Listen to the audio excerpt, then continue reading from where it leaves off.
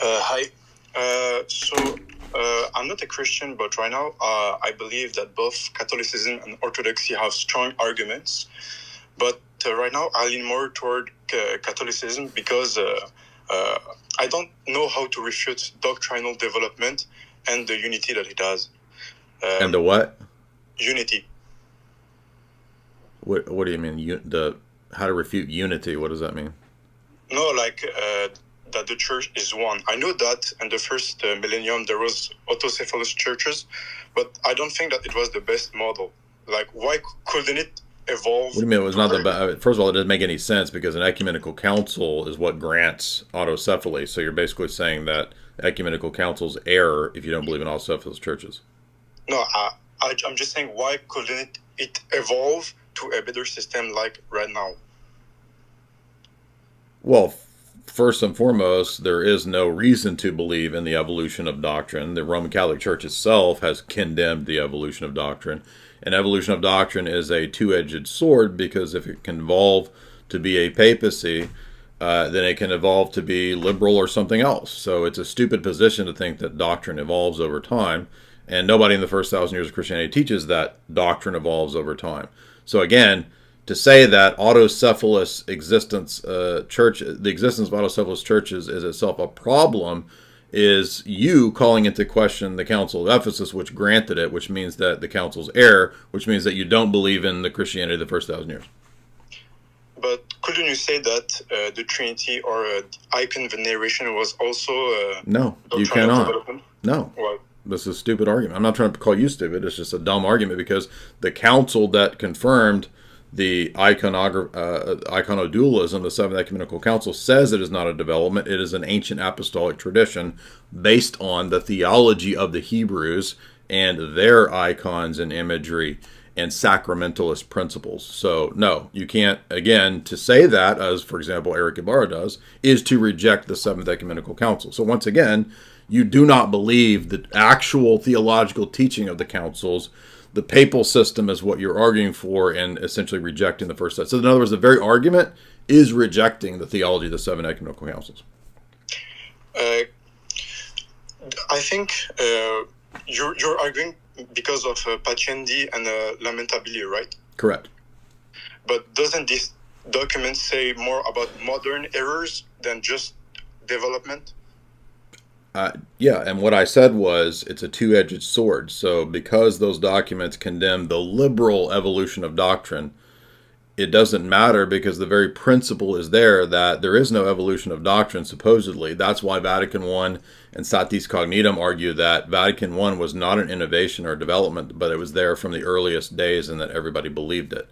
So that's another contradiction, that the church can have evolution of doctrine that vindicates Vatican I, but also that there was no evolution of doctrine. Everybody believed Vatican I. So it's a two-faced, contradictory position that Rome is always putting out, which allows for all the confusion and people to justify all the nonsense. No, I mean, and people even say, I mean, the whole reason there's a Novus Ordo with all this madness is because it evolves in your church. So what are you talking about? Yeah, but I just want to clarify something. So the Catholics think that the same papacy was at the start, like when Jesus gave the keys to Peter, it was like the same as it is now? Vatican I's Pastor Eternus and Satis Cognitum argue that the Vatican I ideas are there from the earliest days, believed by all without question. But because there's problems for that view, other Roman Catholics like Cardinal Newman say, we'll prove it with doctrinal development or evolution of doctrine. And all I'm trying to tell you is that when Vatican I says that it's there from the beginning, but also it condemns doctrinal development, as other theologians of the Roman Catholic Church say there's doctrinal development, then you get Vatican II as the development of Vatican I. So development, I'm just telling you that once you adopt development, there's nothing that promises that it develops in a conservative way. It can develop into a liberal way, and that's exactly what Vatican II is. Yes, but doesn't the liberal development is in the category of the modern errors that lamentably condemns. But then like, you're rejecting Vatican II, which is the liberal development. But like the Immaculate Conception or the Assumption is not. It doesn't matter, because if development is admitted, there's nothing that guarantees that it's not going to develop in the liberal tradition, and I'm proving that by pointing to Vatican II, which is dogma, which developed in the liberal way. Can you say what are these liberal things that Vatican II says?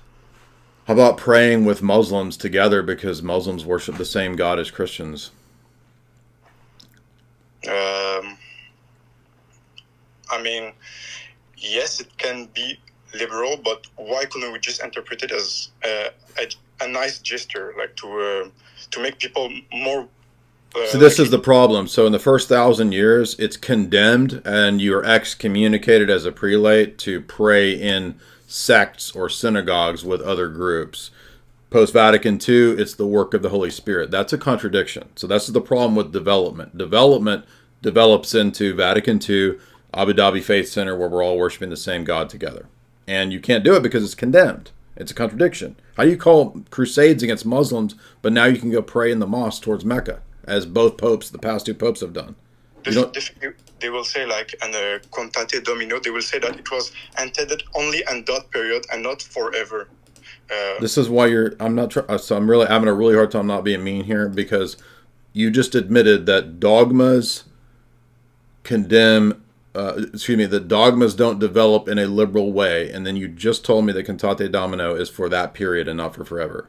You don't see that as a contradiction? Yeah, I see your point.